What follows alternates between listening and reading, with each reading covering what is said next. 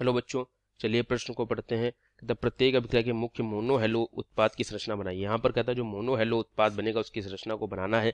एक 6 कार्बन के वलय में एक दी गई है द्विबंध मतलब एल्कीन दी गई, उस पर Br2 जो है वो डाला जाता है उष्मा और पराबैंगनी प्रकाश की उपस्थिति में। तो कहते हैं पर मोनो हेलो जो उत्पाद है वो क्या प्राप्त होगा हमें बताना है। तो हम इस प्रश्न की बात करते हैं। तो अपने उत्तर में देखें यहाँ पर सबसे पहले मुख्य अवधारणा को, ठीक है, सबसे पहले मुख्य अवधारणा को देखते हैं।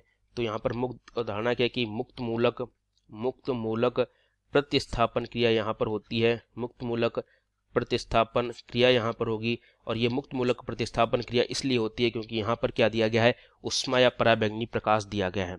उष्मा या पराबैंगनी प्रकाश जो है वो दिया गया है, ठीक है।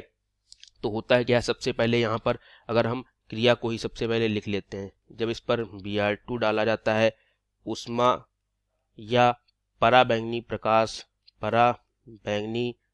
प्रकाश की उपस्थिति में, दोनों में से हम कुछ भी ले सकते हैं, ठीक है। तो यहाँ पर होता है क्या, जो Br2 है ये यहाँ पर मुक्त मूलक क्रिया करता है और जो द्विबंध होता है उससे अगले कार्बन पर Br को जोड़ देता है। ये उत्पाद जो यहाँ पर है यही हमारा मोनो हेलो उत्पाद बनता है। ये किस प्रकार से बनता है, इसकी क्रियाविधि को हम यहाँ पर जानेंगे, ठीक है। इसकी क्रियाविधि को हम यहाँ पर जानेंगे। तो सबसे पहले जो Br2 होता है, ठीक है, वो Br2 होता है, ये प्रकाश या जो पराबैंगनी प्रकाश होता है, सॉरी यहाँ पर उष्मा है, उष्मा या पराबैंगनी प्रकाश,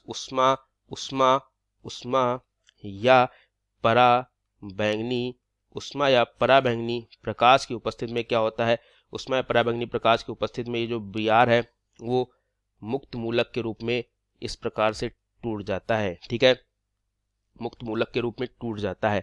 अब यहाँ पर क्या है कि हमारी इस प्रकार से ये एल्कीन होती है, यहाँ पर हाइड्रोजन ये उपस्थित हैं और एक हाइड्रोजन ये सभी जो हाइड्रोजन है ये समान होते हैं, ठीक है। ये हाइड्रोजन समान है और ये हाइड्रोजन अलग है, तो इसको हाइड्रोजन ए मान ले, इसको बी मान ले।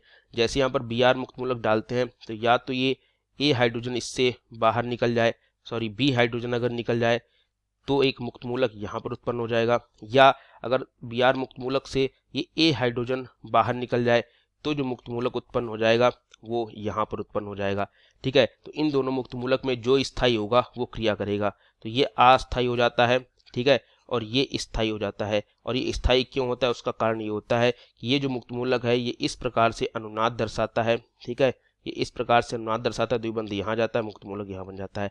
इस प्रकार स्थायी होता है। क्यों स्थायी होता है, क्योंकि ये मुक्त मूलक जो है वो अनुनाद दर्शाता है, ठीक है। तो स्थायी मुक्त मूलक आगे क्रिया को करता है। आगे किस प्रकार से क्रिया को करता है कि ये मुक्त मूलक आगे इस प्रकार से क्रिया करता है कि जो Br मुक्त मूलक होता है और ये मुक्त मूलक होता है, ये मुक्त मूलक, ये कोई भी मुक्त मूलक इस Br मुक्त मूलक से क्रिया करके यहाँ पर द्विबंध, यहाँ Br जुड़ जाता है, मतलब द्विबंध के अगले कार्बन पर Br जुड़ जाता है और ये मुख्य उत्पाद का निर्माण कर देता है, ठीक है। यही मुख्य उत्पाद होता है। और ये मुक्त मूलक आगे क्रिया क्यों करता है, क्योंकि स्थायी होता है। स्थायी क्यों होता है, क्योंकि ये मुक्त मूलक जो है वो अनुनाद करता रहता है, इसलिए ये मुख्य उत्पाद बन गया है। तो उम्मीद करता हूँ आपको ये उत्तर अच्छे समझ आया होगा बच्चों। धन्यवाद।